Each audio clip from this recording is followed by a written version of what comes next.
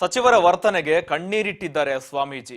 ತೈಲೇಶ್ವರ ಗಾಣಿಗ ಸಮುದಾಯದ ಸ್ವಾಮೀಜಿ ಕಣ್ಣೀರಿಟ್ಟಿದ್ದಾರೆ. ನೆಲಮಂಗಲದಲ್ಲಿ ಕಣ್ಣೀರಿಟ್ಟಿದ್ದಾರೆ ಶ್ರೀ ಪೂರ್ಣಾನಂದಪುರಿ ಸ್ವಾಮೀಜಿ ಅವರು.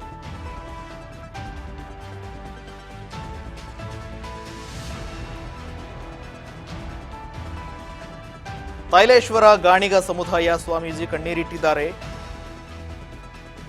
ವಿಶ್ವ ಗಾಣಿಗರ ಸಮುದಾಯದ ಟ್ರಸ್ಟ್ಗೆ ಮಂಜೂರಾಗದ ಹಣ ವಿಚಾರಕ್ಕೆ ಸಂಬಂಧಪಟ್ಟಂತೆ ಶಿವರಾಜ ತಂಗಡಿ ವಿರುದ್ಧ ಆಕ್ರೋಶ ಹೊರಹಾಕಿದ್ದಾರೆ. ಮುಖ್ಯಮಂತ್ರಿಗಳ ಆದೇಶ ಮಾಡಿದ್ರೂ ಕೂಡ ಕ್ಯಾರೆ ಎನ್ನದ ಸಚಿವರ ವಿರುದ್ಧ ಆಕ್ರೋಶ ಹೊರ ಹಾಕ್ತಾ ಇದ್ದಾರೆ.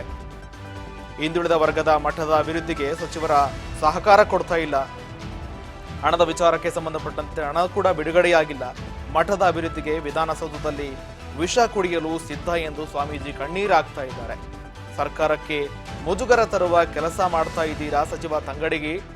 ಈ ಬಗ್ಗೆ ಆಕ್ರೋಶದಿಂದ ಪ್ರಶ್ನೆ ಕೇಳ್ತಾ ಇದ್ದಾರೆ. ವಿಶ್ವ ಗಾಣಿಗರ ಸಮುದಾಯದ ಟ್ರಸ್ಟ್ಗೆ 3.5 ಕೋಟಿ ರೂಪಾಯಿ ಅನುದಾನ ನೀಡಿದ ಸರ್ಕಾರ ಅದನ್ನ ಮಂಜೂರು ಮಾಡಿಲ್ಲ. ಈಗ ಶಿವರಾಜ ತಂಗಡಿಗೆ ವಿರುದ್ಧ ಸ್ವಾಮೀಜಿ ಕಣ್ಣೀರಾಕಿ ಪ್ರಶ್ನೆ ಕೇಳ್ತಾ ಇದ್ದಾರೆ. ಕಾನೂನು ಹೋರಾಟಕ್ಕೆ ನಿಂತು ತೈಲೇಶ್ವರ ವಿಶ್ವ ಗಾಣಿಗರ ಮಠದ ಸ್ವಾಮೀಜಿ ಈ ಬಗ್ಗೆ ಕಣ್ಣೀರಾಗ್ತಾ ಪ್ರಶ್ನೆ ಕೇಳ್ತಾ ಇದ್ದಾರೆ. ಏನಪ್ಪ ಎಣೆ ಬರ ಇದು? ಏನೋ ನಾನು ನನ್ನ ಸ್ವಂತಕ್ಕೆ ಮಾಡಿದ್ರೆ ಪರವಾಗಿಲ್ಲ. ನನ್ನ ಮಕ್ಕಳ ಬಾಯಿ ಕಟ್ಬಿಟ್ಟು ತಂದು ಮನೆ ಮಾರ್ಬಿಟ್ಟು ತಂದು ಡಾಕ್ಟರ್ಗಳಿಗೆ ಪೆನ್ಷನ್ ತಗೊಂಡು ಜೀವನ ಮಾಡ್ತಾ ಇದ್ವಿ. ಯಾರಾದರೂ ಬಂದು ವೆರಿಫೈ ಮಾಡಿ. ನನ್ನ ಜೀವನದಲ್ಲಿ ಭ್ರಷ್ಟಾಚಾರ ಮಾಡಲಿಲ್ಲ, ಸಾಮಾಜಿಕವಾಗಿ ಕೆಲಸ ಮಾಡ್ಕೊಂಡು ಬಂದೆ. ಏನೋ ಈ ಕಮ್ಯುನಿಟಿಗೋಸ್ಕರ ಅಂತ ಹೇಳ್ಬಿಟ್ಟು ನಾನು ಕಷ್ಟ ಬಿದ್ದು ಕೆಲಸ ಮಾಡ್ತಾ ಇದ್ರೆ ನನ್ನ ಪ್ರಾಣ ತೆಗಿತಾ ಇದ್ದಾರೆ, ಕೆಲಸ ಮಾಡಿಬಿಟ್ಟಿದ್ದಾರೆ. ನಾನು ಋಣಮುಕ್ತಿ ಮಾಡಪ್ಪ ಅಂತ ಬರ್ತಿದ್ದೀನಿ. ಋಣಮುಕ್ತಿ ಮಾಡಪ್ಪ, ನೀನು ಕೈ ಮುಗಿತೀನಿ ಅಂತ ಬರ್ತಿದ್ದೀನಿ. ಇನ್ನೇನು ಬರಲಿ ಹೇಳಿ, ನಾನು ಋಣಮುಕ್ತಿ ಮಾಡಿಬಿಡಪ್ಪ ನನ್ನನ್ನು ದಯವಿಟ್ಟು ಅಂತ ಹೇಳಿದ್ದೀನಿ. ಗುರುಗಳು ಯಾಕೆ ಕಣ್ಣೀರು ಹಾಕ್ತಾರೆ ನೋಡಿ, ಅವನ ಹತ್ರ ಇರೋದಕ್ಕೆ ಸಾಕ್ಷಿ ಇದೆ ನೋಡಿ. ಇಲ್ಲಿ ಫೈಲ್ ಇದೆ, ಇಲ್ಲಿ 23/8 ತಗೊಂಡ್ರು. 8 ಅವ್ನಿಗೆ ಹೋಗಿರೋ ಫೈಲು ಇವತ್ತಿನವರೆಗೂ ಅಲ್ಲೇ ಇದೆ.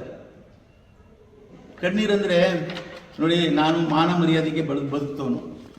ಯಾರ ಹತ್ರನೂ ಒಂದು ಬೆಟ್ಟು ತೋರಿಸ್ಕೊಳ್ದೆ ಜೀವನ ಮಾಡಿದೆ. 50 ವರ್ಷದಲ್ಲಿ ಯಾರಾದರೂ ನನ್ನ ಮೇಲೆ ಒಂದು ಅಲಿಗೇಷನ್ಸ್ ಮಾಡಿದಾರ? ಎಂತೆಂಥ ಭ್ರಷ್ಟಾಚಾರದ ಬಗ್ಗೆ ಹೋರಾಟ ಮಾಡಿದ್ದೀನಿ, ತಮಗೆಲ್ಲ ಗೊತ್ತಿರ್ಬೋದು, ಜ್ಞಾಪಿಸ್ಬೇಕಾಗಿಲ್ಲ. ದೊಡ್ಡ ದೊಡ್ಡ ಲೀಡರ್ಗಳ ಹತ್ರ ಎಲ್ಲ ಫೈಟ್ ಮಾಡಿದೆ. ಅವ್ರು ಯಾರೂ ನನ್ನ ಬಗ್ಗೆ ಒಂದು ಬೆಟ್ಟು ತೋರಿಸ್ತಿಲ್ಲ ಪಾಪ, ಗೊತ್ತಾಯ್ತಾ? ಅಂಥದ್ರಲ್ಲಿ ಈ ಮನುಷ್ಯ ನನಗೆ ಇವನು ಹಿಂದುಳಿದ ವರ್ಗವನಾಗಿ ಒಂದು ಹಿಂದುಳಿದ ವರ್ಗದ ಸಣ್ಣ ಕಮ್ಯುನಿಟಿ ಅಭಿವೃದ್ಧಿಗೆ ಈ ಥರ ಏನಾದರೂ ಕಾನೂನು ವಿರುದ್ಧವಾಗಿದೆ ಯಾವ್ದಾರ ಇದ್ದರೆ ತೋರಿಸಿ ವಿಧಾನಸೌಧದ ಮುಂದೆ ನೇಣಾಕೊಂಡ್ಬಿಡ್ತೀನಿ ನಾನು. ₹1 ವ್ಯತ್ಯಾಸ ಮಾಡಿದರೆ